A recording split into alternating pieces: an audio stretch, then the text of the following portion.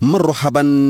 leeral yu tukkee ci ministre bi ñuy dénk wàllum affaires étrangères Aïssata Tall Sall bokk na ci li gën a fës ci xëtu yéenekaay yi jëmale ko ci manifestation yi jéggi dayo yu ñu nemmeekoon ci biir réew mi di Sénégal Aïssata Tall Sall daal nay dalal xelu corps diplomatique bi bu ñu sukkandikoo ci Sud Quotidien ginnaaw jàmmaarloo yu métti ñu nemmeekoon ci Ndakaaru benn fan ak ñaari fan ci weerum juin lu ni mel mu ngi antu ginnaaw bu ministre des affaires étrangères dajale membre corps diplomatique yéene fii ci Ndakaaru lu ni mel waral yéenekaay laas nañu nguuru Sénégal daal nay fësal ay dëggam communauté internationale gi ginnaaw ay manifestation yu tar yu ñu dund ci biir réew mi suñu naataango yi daal di xaatim ci seen xët bu njëkk ne ci boobu leen daje Aïssata Tall Sall daal dinay dalal xelu corps diplomatique bi Le Soleil daal di koy feelu dëggal xibaar bi nañu état wu Sénégal daal nay rassuré ñu fare ci bitim réew texte itam nguur gi fas yéene na siiwal ab téere di maanaam ab livre blanc jëmale ko ci événement yi fi jot a xew ngir mën cee fësal ay dëggam ginnaaw bu ñu jaaxle yéene kaay bés bi le jour mu ngi xamle ni Aïssata Tall Sall daal nay rassuré corps diplomatique bi moom ministre des affaires étrangères ba tey bu ñu sukkandikoo ci suñu naataango yi niki démb daal nay teewlu corps diplomatique bi nga xamante ne dañoo wane seen bu jaaxle jëmale ko ci sécurité ak dalu ko réew mi di Sénégal ci ay manifestation yu tar yu fi jot a jaar benn fan ba ci ñetti fan ci weerum juin waaye maître Aïssata Tall Sall daal nay dalal seen xel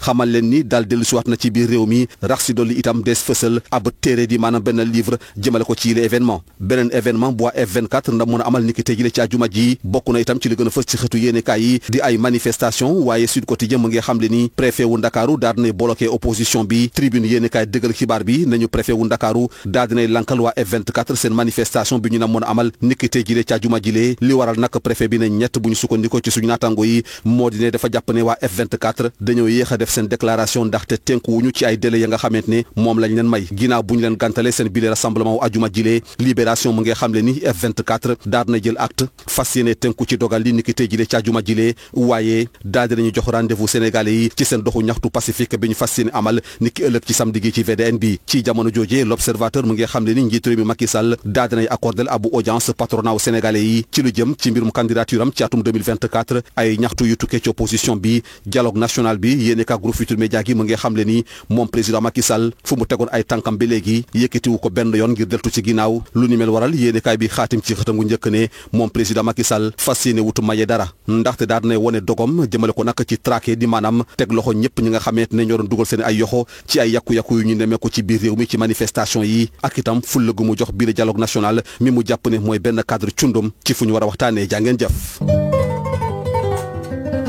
Les assurances de Aïssata Tall Sall, la ministre des Affaires étrangères, au corps diplomatique après les violentes manifestations qui ont secoué le Sénégal, l'interdiction de la manifestation du F24 sont entre autres sujets traités par les quotidiens sénégalais parus ce vendredi. Aïssata Tall Sall à l'assaut du corps diplomatique, écrit Sud Quotidien qui renseigne qu'au lendemain des événements violents du 1er et du 2 juin, la ministre des Affaires étrangères et des Sénégalais de l'extérieur a réuni les membres du corps diplomatique basé à Dakar. L'État livre sa part de vérité des manifestations à la communauté internationale, explique le quotidien LAS. Le gouvernement du Sénégal, à travers cette rencontre, a livré au corps diplomatique et aux organisations internationales sa part de vérité des événements douloureux consécutifs à la condamnation de l'opposant Ousmane Sonko à 2 ans de prison, ajoute le journal, mettant à sa une Aïssata Tall Sall rassure le corps diplomatique. Selon le quotidien national Le Soleil, l'État rassure l'étranger. Le journal annonce que le gouvernement va publier un livre blanc sur les événements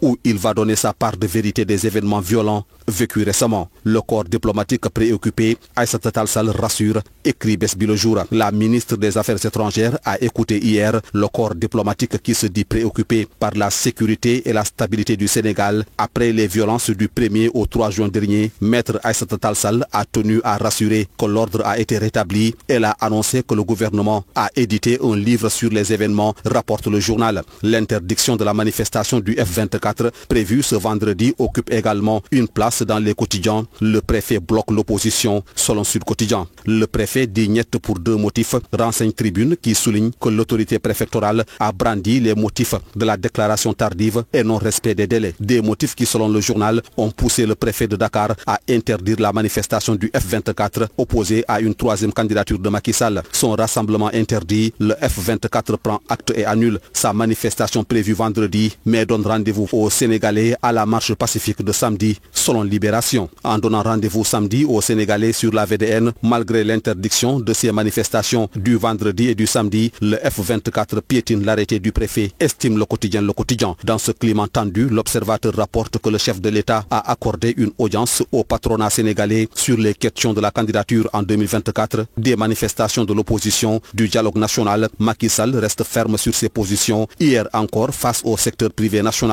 et le patronat, le président Macky Sall a été clair et intransigeant, écrit l'Observateur. Macky sans concession, titre le journal, soulignant la détermination du chef de l'État à traquer les casseurs et l'importance qu'il accorde à la tenue du dialogue national, seul cadre de discussion. Bonne et agréable lecture à toutes et à tous.